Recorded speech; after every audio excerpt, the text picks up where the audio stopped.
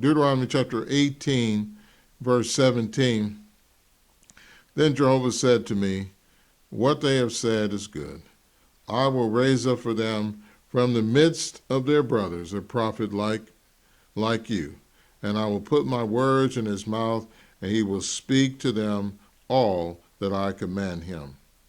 Indeed, I will require an account from the man who will not listen to my words, that he will speak in my name.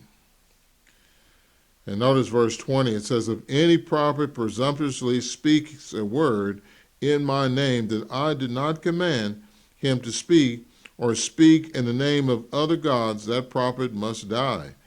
However, you may say in your heart, how will we know that Jehovah has not spoken the word? He says, when the prophet speaks in the name of Jehovah and the word is not fulfilled or does not come true, then Jehovah did not speak that word. The prophet spoke it presumptuously. You should not fear him. So here we learn about true prophets and false prophets. If a prophet's word comes true, then that word is from God. God made a promise he would bring about a prophet just like Moses, that ones would have to listen to that prophet or there would be an accounting. Moses brought about a covenant, and the Bible speaks of a new covenant. So this other prophet would also likewise bring forth a covenant. The Jews believe that Jesus was not that prophet. But was Jesus a true prophet? Well, yes, he was. He spoke to them and told them that God was going to take the kingdom away from them and give it to a nation producing its fruits. And he showed evidence of that, how that would be done. And that he said, not a stone would be left upon a stone that not be thrown down. He foretold the Roman armies destroying Jerusalem and destroying the temple. It happened, didn't it? So Jesus proved to fall into the criteria of being a true prophet based on Deuteronomy. But yet the Jews still reject him. But yet they don't have a temple, do they? His word came true. And then we look at the impact he's had on history. Their denial of Jesus is inexcusable. His prophecy coming true means that what he said was true, who he is, that Messiah, the one that the Bible foretold. The temple is very important for them to still have God with them. In fact, the law is a manual for that temple.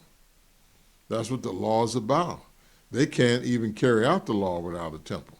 And even if they had a temple, they couldn't fill it with priests because they don't even know what their family line is. This shows that God has moved on. He's moved on, as Jesus said.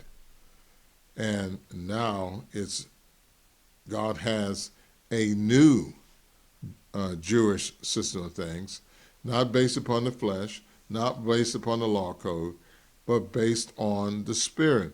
As Jesus said, you must be born again. And so just because you're of Israel by the flesh does not mean you're the Israel of God.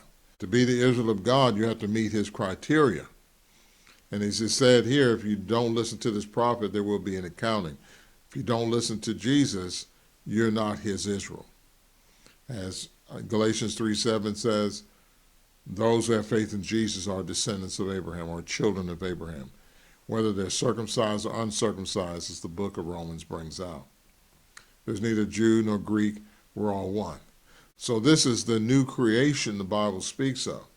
When you become a Christian, you become a new creation. Your race doesn't matter. None of those things matter. As Peter brought out to Cornelius, that any man from any nation doing the will of God, he's acceptable to God. Jesus says, those that do the will of my Father are my brothers and sisters and mothers. We have these black Hebrews out here, and they're trying to keep the Torah and all this, and you can go back to it if you want to, but you can't keep it because you don't have a temple. Under the Christ, we're the temple of God.